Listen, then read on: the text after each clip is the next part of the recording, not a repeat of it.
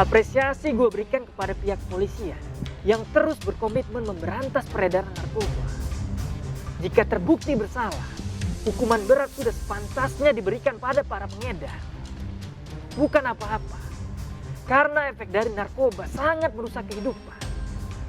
Tidak hanya bagi pengguna, namun juga orang-orang di sekitarnya. Gue berharap lu para generasi muda terutama, jangan mau terjerat dengan narkoba. Jangan sia-siakan masa muda lu. Gunakan waktu lu untuk hal yang positif, biar lu gak menyesal di kemudian hari. Selanjutnya gue punya informasi buat lu. Waspadalah kalau jajan cemilan gorengan di pinggir jalan. Karena ada sejumlah kecil oknum nakal yang berbuat curang untuk mendapatkan keuntungan lebih. Mereka memakai bahan berbahaya sebagai campuran bahan gorengan. Ada oknum pedagang gorengan yang tega berbuat jahat untuk menghemat modal produksinya. Beragam cara pun dilakukan pelaku, termasuk mencampur gorengan dengan plastik dan sayuran sampah. Jadi, jangan bilang Anda tidak tahu, karena kami sudah memberitahukannya. Melalui penelusuran, tim iNews Files berhasil menemui salah satunya. Sebut saja namanya Endang. Enggak, kalau dulu saya mah belum itu begitu minyak mahal aja. Nah, itu banyak teman-teman yang ngasih tahu, katanya kalau misalkan ini minyak irit juga, terus sama gorengan juga katanya lebih itu, akhirnya saya ikut-ikutan lah. Kepada tim iNews Files, Endang bersedia belak-belakan membuka rahasianya untuk tetap bisa menghemat biaya produksinya. Kami pun mengikuti aktivitas keseharian Endang, termasuk berbelanja bahan-bahan untuk membuat gorengan. Satu persatu bahan untuk membuat gorengan dibeli Endang. Tak ada yang mencurigakan dari bahan-bahan yang dibelinya. Sama seperti pedagang gorengan pada umumnya, Endang membeli sejumlah sayur mayur, tahu, pisang, dan minyak goreng. Setelah semua bahan didapat, Endang langsung bergegas menuju ke rumahnya.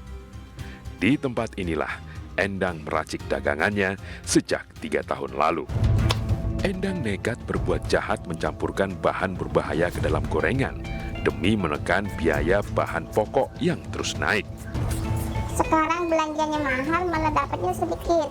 Biasanya kalau dulu 150 atau 200 udah semuanya udah belanja. Kalau sekarang belanjaan 250 kurang, jadi habis sama belanja. Setelah semua bahan diracik, Endang pun langsung menggoreng gorengannya. Disinilah praktik kejahatan Endang berlangsung. Dengan santainya ia tega mencampurkan plastik ke dalam minyak goreng yang akan digunakan untuk menggoreng dagangannya. Di mana nih kulkasnya dulu, Bu? Ini di itu. Di itu. Emang ada di mana, Bu?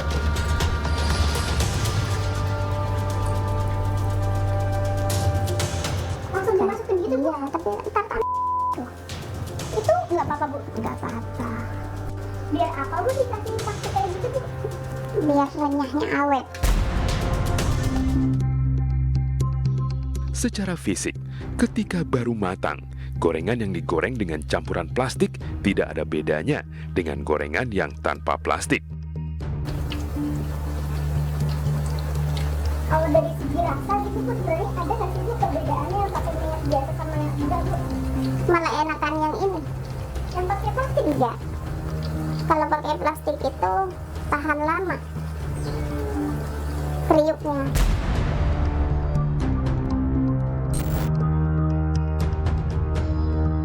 Selanjutnya, tempe, bakwan, dan tahu crunchy yang digoreng dengan minyak plastik ini pun siap dijajakan Endang di tempat ia biasa berjualan. Tak jauh dari lapak jualan Endang, seorang pedagang gorengan lain juga bersedia membongkar rahasianya kepada, sebut saja, namanya Darmi. Darmi telah berjualan gorengan sejak tahun 2015. Untuk bisa mendapatkan untung berkali lipat, Darmi tega menggunakan sayuran tidak layak konsumsi sebagai bahan pembuat gorengannya.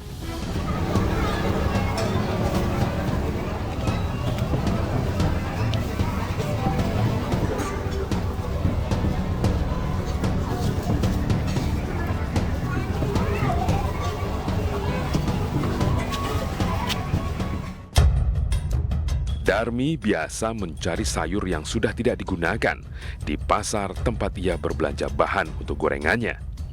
Untuk waktunya, Darmi sengaja memilih ketika pasar sudah sepi agar tidak dicurigai orang lain. Tidak memiliki modal yang cukup menjadi faktor utama Darmi memungut sayur yang sudah tidak layak konsumsi lagi sebagai bahan baku membuat gorengannya.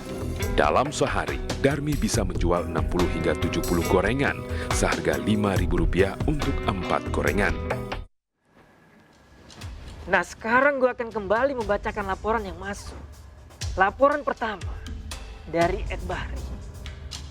Pak Polisi, di Jakarta banyak aksi hipnotis dengan berpura-pura sebagai ojek online.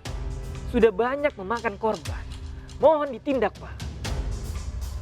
Selanjutnya, dari Ed Hafiz. Lapor Pak Polisi, di Jalan Sultan Agung, Bekasi, sering terjadi tindak kejahatan dan tawuran pelajar. Mohon patrolinya, Pak. Ingat, Anda tidak perlu takut untuk bersuara. Gue Bang Ano bakal jadi suara bagi yang resah dan takut. Gue bakal jadi wajah bagi para pengungkap kebenaran.